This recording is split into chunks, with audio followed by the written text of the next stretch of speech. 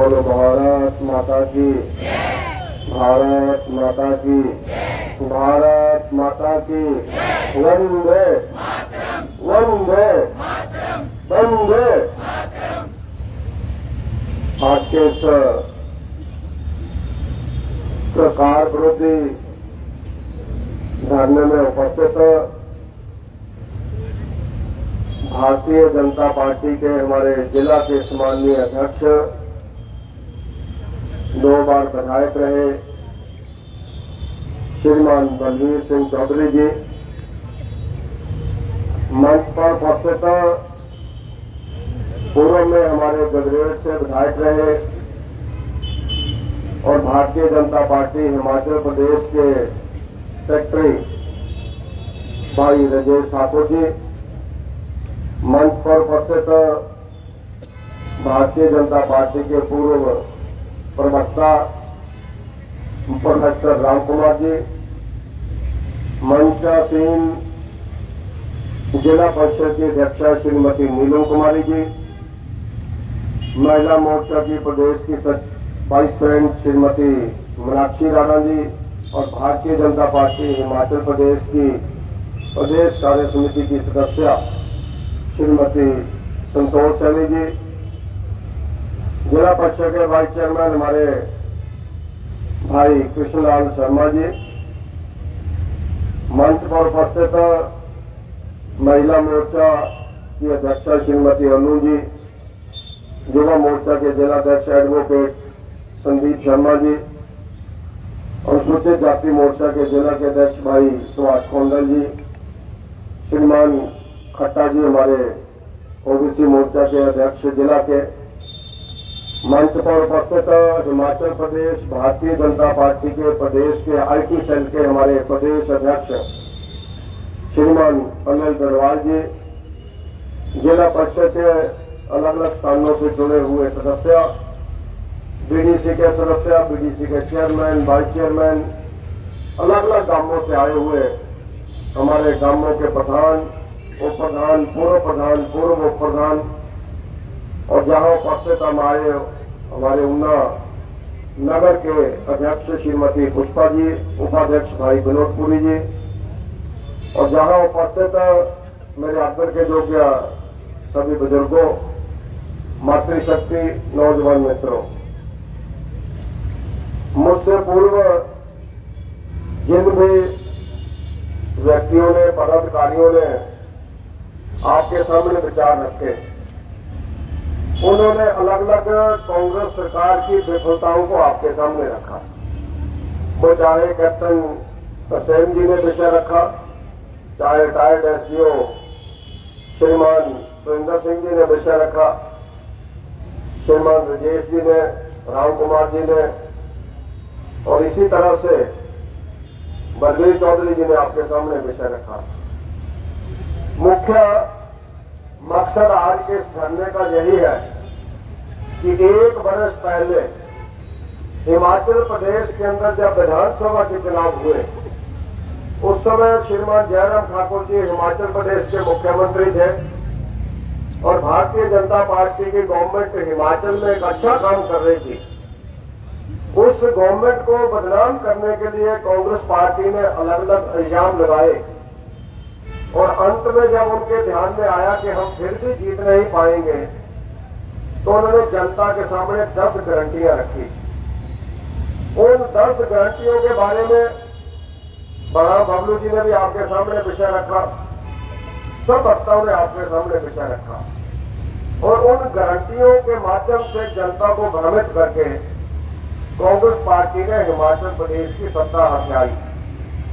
ये वो कांग्रेस पार्टी है जो हमेशा देश के विरोध में निर्णय लेने के लिए जानी जाती है। जब जब भी इस देश के अंदर भारतीय जनता पार्टी ने कोई अच्छा निर्णय लेने की कोशिश की, वो चाहे राम मंदिर बनाने का निर्णय हो, चाहे धारा 370 समाप्त करने का विषय हो, कांग्रेस पार्टी के लोग सामान्य न्यायालय के अंदर, सर्वोच्च न्यायालय के अंदर, हाई कोर्ट के अंदर अपने वकील खड़े करके उन निर्णयों का विरोध करती रही। और आज भी एक ऐसा निर्णय माननीय सर्वोच्च न्यायालय ने अभी 1 घंटा पहले दिया है जो 5 अगस्त 2019 को दिल्ली में धारा 370 को हटाने का जो बिल पास किया था लोकसभा ने नरेंद्र मोदी जी के आशीर्वाद से, अमित शाह जी के आशीर्वाद से और देश की जनता की भावना को देख करके वो बिल पास किया था और धारा 370 हटाई गई थी। कांग्रेस पार्टी उसके विरोध में अप्रत्यक्ष रूप से अपने लोगों को खड़ा करके सर्वोच्च न्यायालय के अंदर दोबारा से धारा 370 लागू हो ऐसा केस उन्होंने कोर्ट के अंदर किया था। और मैं सर्वोच्च न्यायालय का धन्यवाद करता हूं कि अभी 1 घंटा पहले माननीय सर्वोच्च न्यायालय ने कहा है कि नरेंद्र मोदी जी का धारा 370 हटाने का निर्णय बिल्कुल सही था और उसमें कोई भी गलती नहीं की गई है। अब यदि एक निर्णय आया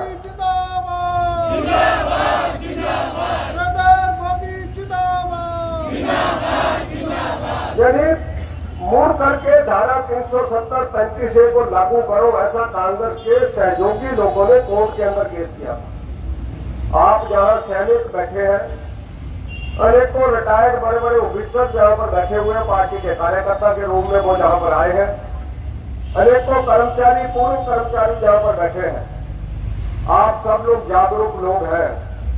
धारा 370 कितना बड़ा कलंक था इस देश के अंदर। ये इस देश के अंदर जो समान कानून की बात करने वाले लोग हैं उसके विरोध में वो धारा 370 थी। माननीय डॉक्टर भीमराव अम्बेडकर जी ने जब धारा 370 लगाने का निर्णय हुआ तो उन्होंने उसका विरोध किया था, जो संविधान निर्माण समिति के चेयरमैन थे। लेकिन पंडित नेहरू जी ने और कांग्रेस की पार्टी ने उनकी बात को नहीं माना और इतने वर्षों तक धारा 370 लागू रही। अलग अलग कानून पूरे देश के अंदर चलता था, लेकिन वो जम्मू कश्मीर के अंदर कानून तभी लागू होता था जब वहां की विधानसभा उसको पास कर देती। अगर वहां की विधानसभा कानून को पास ना करे तो वहां पर देश का कानून लागू नहीं होता था। आप कल्पना करो, पूरे देश की संसद बिल पास करती थी और उसके बाद जम्मू कश्मीर में बिल जाता था। अगर लागू करना है तो वो निर्णय लेते थे, नहीं करना है तो नहीं करते थे। ये थी धारा 370। 35A वहां पर इसी तरह की एक धारा थी। वहां पर लगभग 4.5 लाख ऐसे लोग जो पाकिस्तान से आए थे, उन लोगों को वहां की नागरिकता प्रदान नहीं की जाती थी, वहां पर नौकरी का कोई अधिकार नहीं था। जैसे ही धारा 370 हटी, उन 4.5 लाख लोगों को वहां नौकरी का अधिकार भी मिला, पढ़ाई का अधिकार भी मिला, जमीन का अधिकार भी मिला। तो इस देश के नागरिक वहां पर रुचि बन के रहते थे। ये थी धारा 370। लेकिन उसके समर्थन में कांग्रेस के लोग जगह जगह नारा लगाते हैं। वो भगवान का राम मंदिर जो 1528 को इस देश के ऊपर आक्रमण करने वाले बाबर और उसके समर्थकों ने तोड़ दिया था, उसके विरोध में सैकड़ों सालों से आंदोलन चलते रहे। इस देश के अंदर हजारों लोगों की हत्या हुई, इस देश के अंदर कार सेवकों के ऊपर गोलियां चली। लेकिन माननीय सर्वोच्च न्यायालय ने उस मंदिर के निर्माण का रास्ता साफ किया और देश के प्रधानमंत्री नरेंद्र मोदी जी की गवर्नमेंट ने और आदित्यनाथ योगी जी की गवर्नमेंट ने उस अयोध्या के अंदर मंदिर का निर्माण का काम शुरू हुआ, जो 22 जनवरी को वहां पर मूर्ति की स्थापना होगी। लगभग 500 वर्षों तक इस देश के अलग अलग आंदोलनों के अंदर उसको आजाद कराने का आंदोलन किया गया, लड़ाई लड़ी गई और हजारों लोगों की मौत उसके लिए हुई। लेकिन कांग्रेस के बहुत बड़े देश के नामी ग्रामी वकील आज सुप्रीम कोर्ट के अंदर ऐसे केसों के विरोध में वकील खड़े होते हैं जो कांग्रेस के लॉ मिनिस्टर रहे हैं जेल के अंदर, वो वहां पर खड़े होते हैं। ये इस देश की कांग्रेस की असलियत है। ये कांग्रेस देश के धर्म और मर्म को नहीं मानती है।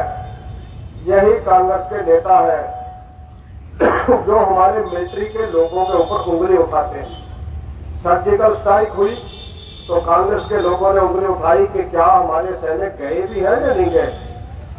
इस देश के अंदर हमारे सैनिकों की हत्या होती है, शहीदियां होती हैं कश्मीर के अंदर। कांग्रेस के नेता लोग भाषणों के अंदर बोलते हैं कि हमारी मिलिट्री के लोग कश्मीर के अंदर अत्याचार करते हैं वहां के नागरिकों के ऊपर। ये कांग्रेस का असली चेहरा है। और इसी तरह से जब चुनाव आते हैं तो कांग्रेस के लोग झूठियां गारंटियां देकर के चुनाव लड़ते हैं। हमारे प्रदेश के अंदर इससे बड़ा झूठ पहले कभी नहीं चुनावों में बोला गया, लेकिन पहली बार कांग्रेस के नेताओं ने पूरे प्रदेश के अंदर ऐसा वातावरण खड़ा किया, महिलाओं को ये दे देंगे, नौजवानों को ये दे देंगे, किसानों को ये दे देंगे, कर्मचारियों को ये दे देंगे, ऐसा करके पूरा भ्रमजाल फैलाया। और पूरे प्रदेश के अंदर अच्छी भलती चलती हुई जयराम ठाकुर जी की गवर्नमेंट 0.9% से, यानी 38,000 वोट हमें कम मिले कांग्रेस से, सिर्फ 38,000 वोट, और उससे भारतीय जनता पार्टी की गवर्नमेंट चली गई। आज जहां अनेकों प्रधान बैठे हैं, अनेकों जनता के नुमाइंदे बैठे हैं, आप लोग अपने मन से पूछो कि जब से 1 साल से कांग्रेस की गवर्नमेंट आई है, एक भी रुपया गांवों में कांग्रेस पार्टी ने डेवलपमेंट के लिए दिया क्या? नगर परिषदों के चेयरमैन, वाइस चेयरमैन, मेंबर्स बैठे हैं, क्या नरेंद्र मोदी जी की गवर्नमेंट के सिवाय, सेंटर की स्कीमों के सिवाय हिमाचल प्रदेश की गवर्नमेंट ने क्या कोई नगर परिषदों के अंदर डेवलपमेंट के लिए पैसा दिया क्या? हिमाचल प्रदेश के हम नुमाइंदे जहां आप लोग बैठे हुए हैं, ऊना जिला की तमाम विधानसभा क्षेत्रों से जहां कार्यकर्ता आए, जो प्रोफेसर राम कुमार जी ने कहा, बलवीर जी ने भी कहा, भ्रष्टाचार चरम सीमा के ऊपर पहुंच गया है। आज सीधा सीधा लोगों से पैसा मांगा जा रहा है और उसमें होड़ लगी हुई है कि कौन सा विधानसभा आगे निकलता है। ऊना आगे जाता है, पनाना आगे जाता है, या गगरेट आगे जाता है, या बरौली और चिंतपूर्णी आगे जाता है। भ्रष्टाचार चरम सीमा के ऊपर पहुंच गया है और लॉ एंड ऑर्डर की स्थिति इतनी खराब हो गई है कि हमारे इस जिला के कालूवाड़ में खुलेआम एक आदमी की गाड़ियों के ऊपर गोलियां चला दी जाती हैं और उसकी जान बच जाती है, लेकिन लगभग 6-7 दिनों के बाद उन लोगों को गिरफ्तार किया गया। और एक हरोली की दूसरी घटना जहां पर राम कुमार जी ने बताई, लखविंदर सिंह लक्की के ऊपर 10-12 लोगों ने अटैक किया, उसकी टांग तोड़ दी, 4-5 दिन ऊना हॉस्पिटल में एडमिट रहे, प्लेट पड़ी, प्लास्टर हुआ, आज भी वो प्लास्टर से चल रहे हैं, लेकिन एक भी आदमी को गिरफ्तार नहीं किया गया। उसने बताया है कि मेरे ऊपर इस व्यक्ति ने अटैक करवाया, पंजाब से गुंडों को बुला करके, पंजाब के गुंडों ने आकर के उसकी गाड़ी को तोड़ा, रात को घेर लिया जब वो घर जा रहा था। इसी तरह से अलग अलग गांवों के अंदर अलग अलग लड़ाइयां हो रही हैं, उसमें सीधे आदेश होते हैं पुलिस के लोगों को कि इसमें एफआईआर करनी है, इसमें एफआईआर नहीं करनी है। बदमाशों को पकड़ा नहीं जाता है। हमारे रायपुर सोहरा के अंदर पूर्व सैनिक का बाजू काट दिया, वहां पर लड़ाई हुई। इसी तरह से जब वो हॉस्पिटल में इलाज कराने के लिए आए तो उनके ऊपर हॉस्पिटल के अंदर आकर के अटैक कर दिया गया। वहां पर फिर दूसरे व्यक्ति को चोट लगी जो पीजीआई में गया और लगभग 1 हफ्ता उसका पीजीआई के अंदर आंख का इलाज हुआ। अगर वो पीजीआई नहीं जाता तो शायद उसकी आंख की रोशनी चली जाती। इस तरह से लड़ाइयों के काम, भ्रष्टाचार के काम, देशद्रोह के काम और झूठ बोलने के काम हिमाचल प्रदेश के अंदर कांग्रेस पार्टी की गवर्नमेंट कर रही है। गारंटियों के बारे में बहुत कुछ बोला गया, वो चाहे महिलाओं को 1500 रुपया पेंशन देने का मामला हो, वो चाहे हिमाचल प्रदेश के नौजवानों को 5 सालों के अंदर 5 लाख नौकरी देने का मामला हो, वो चाहे हिमाचल प्रदेश के अंदर गोबर खरीदने का मामला हो, दूध खरीदने का मामला हो, हिमाचल प्रदेश के अंदर कर्मचारियों को सारे अधिकार देने का मामला हो। आज हम कांग्रेस के लोगों से पूछते हैं और मैं तो उन कर्मचारियों से भी पूछता हूं जो कर्मचारी कांग्रेस का काम कर रहे थे, जरा लो अब डीए अपनी गवर्नमेंट से मांगो ना, डीए 10,000 करोड़ रुपया तो तुम्हारा पड़ा हुआ है, जरा धरना दो ना, निकल करके घरों से बाहर निकलो। उस समय बहुत लोग भारतीय जनता पार्टी के विरोध में काम कर रहे थे, लेकिन आज तुम दबा करके बैठे हुए, किसी की जबान नहीं खुलती है कर्मचारी नेताओं की, बोलने की हिम्मत नहीं है कि हमारा डीए 3 किस्तें होगी, आप लोग दे नहीं रहे हैं। 3 किस्तें कर्मचारियों की रुकी हुई है, क्यों नहीं आते सड़क के ऊपर? क्यों नहीं देते अखबारों में बयान? क्योंकि उनको पता है कि जो बदला और बदली की गवर्नमेंट है वो democratic government Bharatiya Janata party ही रहती है, जो कर्मचारी विरोध में भी बोलते हैं तब भी कोई छेड़ता नहीं है उनको, तब भी कोई व्यक्ति बोलता नहीं है किसी को, क्योंकि हम मानते हैं कि डेमोक्रेसी है। डेमोक्रेसी में हर आदमी को अपनी आवाज उठाने का अधिकार है। लेकिन आज हिमाचल प्रदेश के अंदर सुखविंदर सिंह सुक्खू जी की गवर्नमेंट और मुकेश अग्निहोत्री जी जो हमारे जिला से डिप्टी चीफ मिनिस्टर हैं, वो झूठ बोल करके आगे भी गवर्नमेंट को चलाना चाहते हैं। वो बार बार बोलते हैं केंद्र सरकार हमें पैसा नहीं दे रहा है। मैं उनसे पूछता हूं, आप अपनी गवर्नमेंट का पिछले 1 वर्षों का एक भी काम बता दो जो आपने पैसा दिया और आप लोगों ने उसका शिलान्यास किया। एक काम, जितने भी कामों के उद्घाटन और शिलान्यास किए जा रहे हैं वो सारे के सारे भारतीय जनता पार्टी के समय के, जयराम ठाकुर जी के समय के, नरेंद्र मोदी जी के आशीर्वाद से दिल्ली से पैसा आया और उसका काम शुरू हुआ, काम पूरा हो गया। उस काम का उद्घाटन और शिलान्यास कांग्रेस के लोग कर रहे हैं। एक भी पैसा बता नहीं सकते हैं वो। अभी सुखविंदर सिंह सुक्खू जी ऊना में आए, हमारे पुराने बस स्टैंड के ऊपर रैली की उन्होंने। ऊना विधानसभा के अंदर 5 उद्घाटन किए उन्होंने। नंगड़ा में, खानपुर में, पुठार कला में, जिनकौर में पानी की स्कीमों का, और एक पशुओं के हॉस्पिटल का संतोषगढ़ के अंदर। पांचों स्कीमों को भरे हुए लगभग 16 साल हो गया है। और संतोषगढ़ के हॉस्पिटल, पशुओं वाले हॉस्पिटल के अंदर 1.5 साल पहले बिल्डिंग शिफ्ट कर दी गई, वहां डॉक्टर बैठ गए। उसका उद्घाटन सुखविंदर सुक्खू जी ने 1 साल के बाद किया था। इसी तरह से गगरेट के उद्घाटन शिलान्यास, चिंतपूर्णी के उद्घाटन शिलान्यास, जो भारतीय जनता पार्टी के समय पर काम हो गए, उन कामों के उद्घाटन करके वाहवाही लूटने की कोशिश की जा रही है।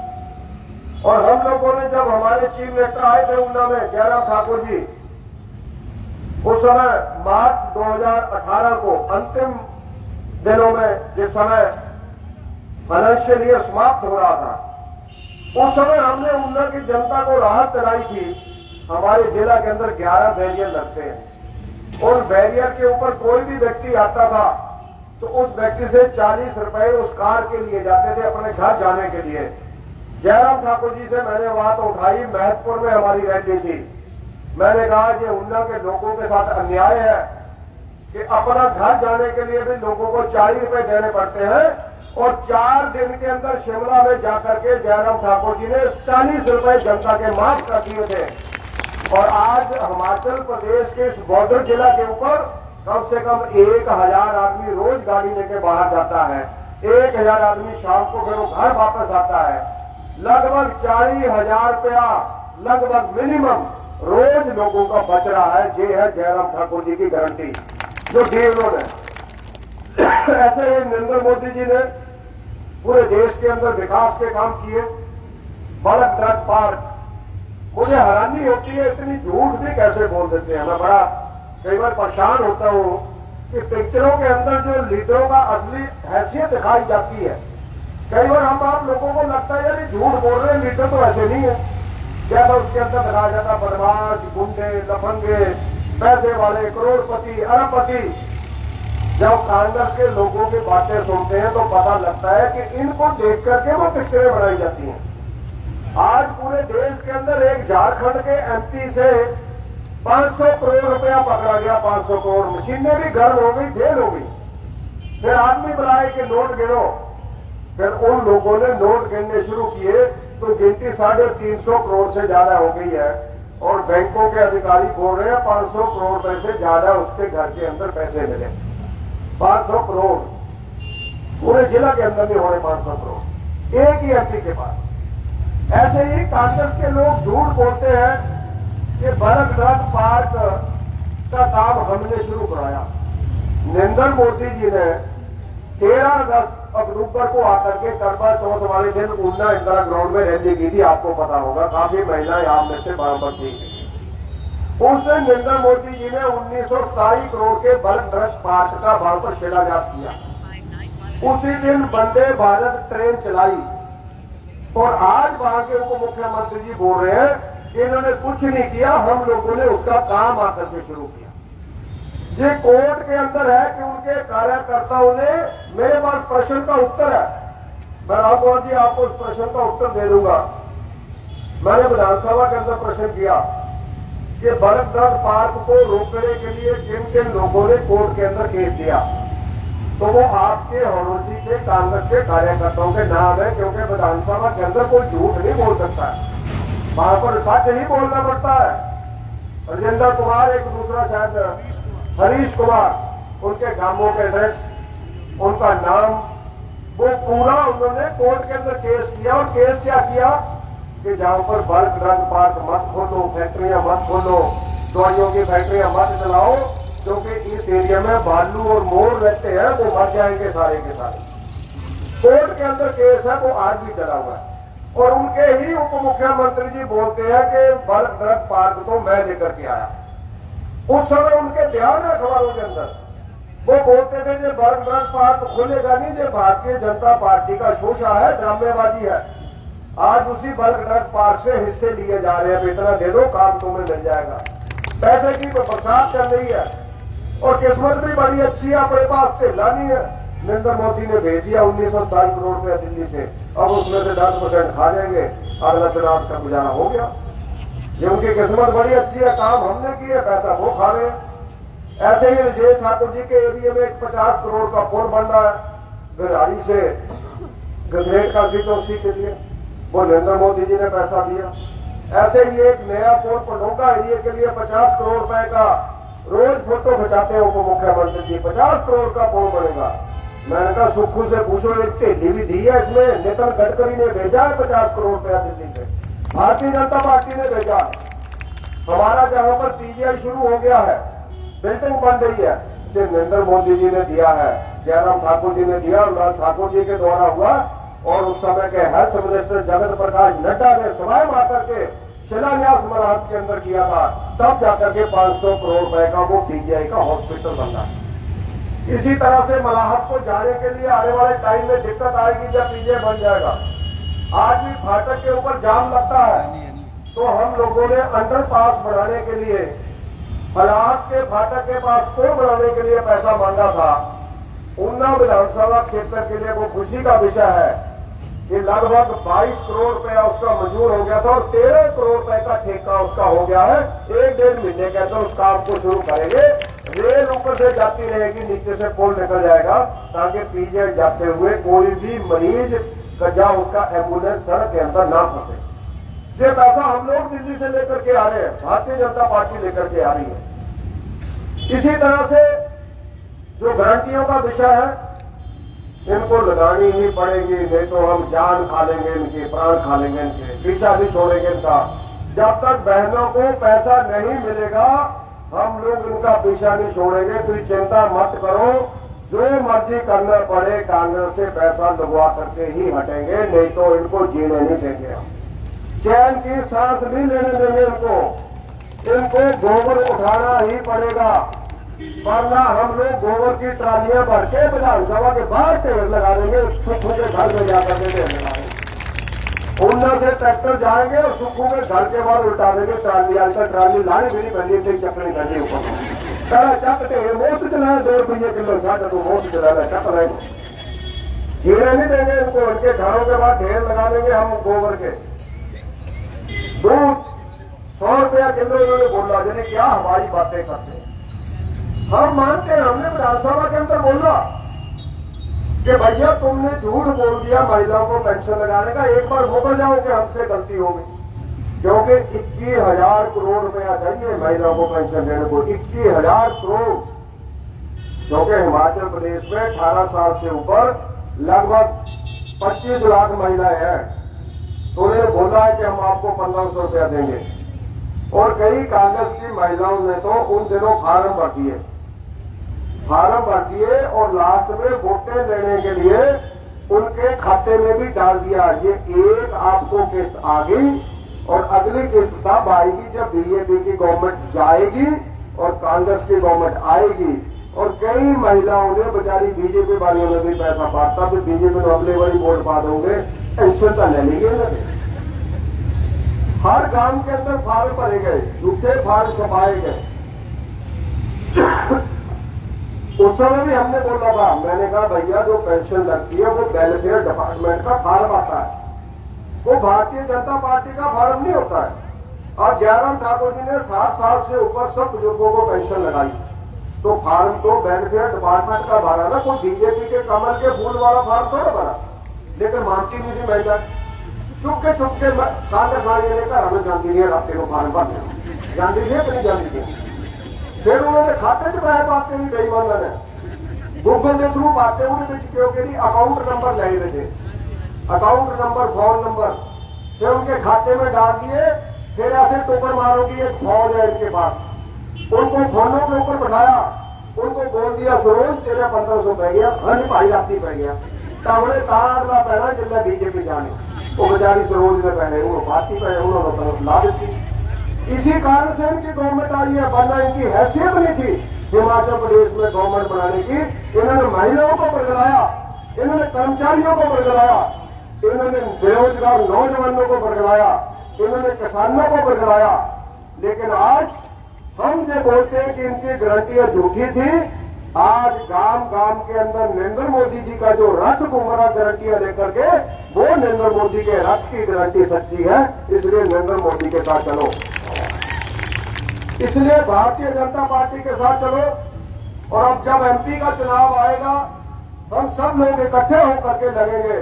हम लोगों ने पहले भी इस जिला से लगभग 1.5 लाख वोटों की लीड अनुराग ठाकुर जी को नरेंद्र मोदी जी के नाम पे दी थी, क्योंकि मित्रों अगला चुनाव नरेंद्र मोदी जी का तीसरा चुनाव है और नरेंद्र मोदी जी को देश का प्रधानमंत्री बनाना है और देश के अंदर ईमानदार गवर्नमेंट को लेकर के आना है, भ्रष्टाचार को मिटाना है, देशद्रोही ताकतों को जहां से मिटाना है, तो उसके लिए हम लोगों को फिर से अपने एमपी को जिता करके जहां से भेजना है और नरेंद्र मोदी को तीसरी बार देश का प्रधानमंत्री बनाना। ये हम सब लोगों का कर्तव्य है, इसमें दाएं बाएं कोई न देखे, सीधा नरेंद्र मोदी जी के ऊपर नजर है हम सब लोगों की, क्योंकि पूरे देश की जितनी भ्रष्टाचारी पार्टियां हैं वो सारी की सारी पार्टियां नरेंद्र मोदी को हटाने के लिए लगी हुई। भ्रष्टाचारी लोग आज चाहते हैं कि नरेंद्र मोदी हटे ताकि हमारा जो भ्रष्टाचार का पैसा है उसको कोई पकड़े ना। लेकिन हम ये मानते हैं इस देश की जनता ने छत्तीसगढ़ में, राजस्थान में, मध्य प्रदेश में भारतीय जनता पार्टी को प्रचंड बहुमत देकर के जो गवर्नमेंट बनाई है, आने वाले टाइम में हम लोग दिल्ली के अंदर नरेंद्र मोदी जी की फिर से इसी तरह से गवर्नमेंट बनाएंगे और देश के अंदर भारतीय जनता पार्टी तीसरी बार गवर्नमेंट बनाएगी। और उसके बाद हिमाचल प्रदेश की गवर्नमेंट का देखेंगे अगली मई के बाद क्या होना है, चलती है या नहीं चलती है अगली मई के बाद। आज ही जनता दल के एक नेता ने कर्नाटक में कहा है कि जो कर्नाटक में कांग्रेस की गवर्नमेंट बनी है ज्यादा समय नहीं चलेगी, ये जाएगी। जनता दल के नेता है एक वहां पर मुख्यमंत्री रहे हो पहले, उन्होंने कहा जाने वाली है, ज्यादा लंबे समय नहीं चलेगी क्योंकि भ्रष्टाचार चरम सीमा के ऊपर हो गया। ऐसे ही हिमाचल प्रदेश के अंदर भी जो भ्रष्टाचार है वो सिर चढ़ करके बोल रहा है। हम आप लोग कल्पना नहीं कर सकते हैं किस तरह का भ्रष्टाचार चला हुआ है, किस तरह लोगों से पैसा उड़ाया जा रहा है, कैसे बड़े बड़े लोगों से पैसा लेने के लिए उनको डराया जा रहा है और किस तरह से भारतीय जनता पार्टी के लोगों को गुंडागर्दी के माध्यम से दबाने की कोशिश की जा रही है, जो पूरे प्रदेश के अंदर चला हुआ है। तो इसलिए मेरा बुजुर्गों से, मातृशक्ति से, नौजवान मित्रों से आग्रह रहेगा कि जिस तरह से आज आप सब लोगों को बुलाया गया और आप लोग भारी संख्या में जहां पर आए, ऐसे ही जब जब भी पार्टी आपको बुलाए आप लोग अपना समय निकाल करके जरूर आए, क्योंकि ये लड़ाई भ्रष्टाचार के विरोध में लड़ाई है, ये लड़ाई गुंडागर्दी के विरोध में लड़ाई है, ये लड़ाई झूठी गारंटियां देकर के जो सरकार बनाई है उन झूठी गारंटियों को बेनकाम करने के लिए ये लड़ाई है। ये लड़ाई कोई व्यक्तिगत नहीं है, कोई हमारी जानी दुश्मन नहीं है, लेकिन ये लड़ाई मित्रों सच और झूठ की लड़ाई है। इसलिए इस सच और झूठ की लड़ाई को लड़ने के लिए आप सबका साथ चाहिए, महिलाओं का भी, बुजुर्गों का भी, नौजवान मित्रों का भी, रिटायर्ड ऑफिसर्स और कर्मचारियों का भी, और जहां समाज का जो हर वर्ग है उसका हमें सहयोग चाहिए। और वो सहयोग हम सब लोग गांव गांव में जाकर के, गली गली में जाकर के, मोहल्ले मोहल्ले में जाकर के, जो नरेंद्र मोदी जी की संकल्प रथ यात्रा हमारे गांवों में आ रही है, उस रथ यात्रा में ज्यादा से ज्यादा इकट्ठे होकर के हम लोग आए और उन रथ यात्राओं को कामयाब करें, उनके साथ चले, ताकि आने वाले टाइम में जो अप्रैल मई महीने में जहां चुनाव होगा, उस चुनाव में भारतीय जनता पार्टी जीते, फिर से देश के प्रधानमंत्री नरेंद्र मोदी जी बने और ये देश आगे विश्व गुरु बनने के लिए आगे बढ़े। और भगवान राम का जो मंदिर 22 जनवरी को जहां मूर्ति स्थापना होगी, उसके बाद 24-25 जनवरी के बाद वो दर्शन के लिए खोलेगा। हमारे ज्यादा से ज्यादा लोग अयोध्या के उस पवित्र स्थान के ऊपर नतमस्तक होकर के जाए, क्योंकि हमारे बुजुर्गों ने, हमारे पूर्वजों ने, अलग अलग देश के नागरिकों ने उस मंदिर को बढ़ाने के लिए अपना जान निछावर की है। 500 वर्षों के बाद वो बन रहा है मंदिर। 500 वर्षों का लड़ाई है वो, कोई छोटी मोटी लड़ाई नहीं है। हम घर के अंदर जरूर भगवान राम का नाम लेते थे, लेकिन बाहर भगवान राम टेंट के अंदर थे। आज नरेंद्र मोदी जी और योगी आदित्यनाथ के आशीर्वाद के कारण, उनके सहयोग के कारण उस अयोध्या नगरी के अंदर 5000 करोड़ रुपए से ज्यादा रुपया लग रहा है। एक बढ़िया नगरी बना करके पूरे देश की जनता को समर्पित की जा रही है। नए एयरपोर्ट बन रहे हैं, नई सड़कें बन रही हैं, नई पेयजल योजनाएं बन रही हैं। एक ऐसा प्रदेश का वो शहर बन रहा है जिसको देखने के लिए आने वाले टाइम में दुनिया जाएगी, पूरे विश्व से आएगी। तो ये आप सब लोगों के संघर्षों के कारण हुआ है, इस देश के माननीय सर्वोच्च न्यायालय के कारण हुआ है। तो मेरा आप सबसे आग्रह रहेगा कि जैसे हम लोग अलग अलग धार्मिक स्थानों पर जाते हैं, वहां पर भी अपने बच्चों को आने वाले टाइम में जरूर लेकर के जाएं।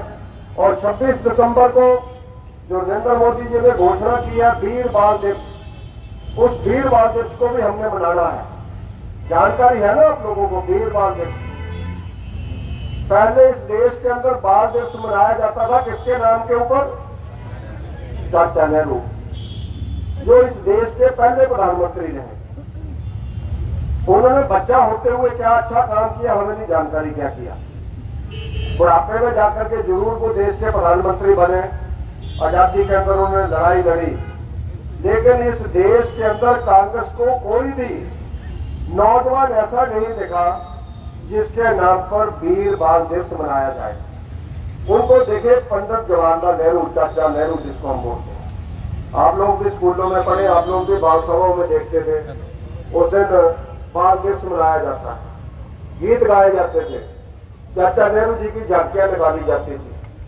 नरेंद्र मोदी जी ने निर्णय लिया कि इस देश के अंदर हम उनके नाम पर बाल दिवस मनाएंगे जिन गुरुओं के पुत्रों ने, जिनके गुरुओं के युवराजों ने इस देश के धर्म को बचाने के लिए, सनातन संस्कृति को बचाने के लिए, हिंद की चादर को बचाने के लिए अपने आप को निशावर किया, अपने आप को उस दीवार के अंदर चुनना स्वीकार किया, लेकिन धर्म परिवर्तन करना स्वीकार नहीं किया। तो 26 दिसंबर को वीर बाल दिवस है। हम सब लोग अलग अलग जगहों पर उसको मनाएं और गुरुद्वारों के अंदर उस दिन प्रार्थना करें उन पुत्रों को जिन्होंने इस देश के धर्म को बचाने के लिए अपने आप को बार दिया, और उन माँ बाप को याद करें जिन्होंने अपने बच्चों को कुर्बान कर दिया। वो वीर बाल दिवस है 26 दिसंबर। ये याद रखें हम सब लोग, सभी मंडल उस दिन कार्यक्रम करें और बढ़ चढ़ करके उसमें हिस्सा लें। यही निवेदन करते हुए आप सबका बहुत बहुत धन्यवाद। जय हिंद, जय भारत।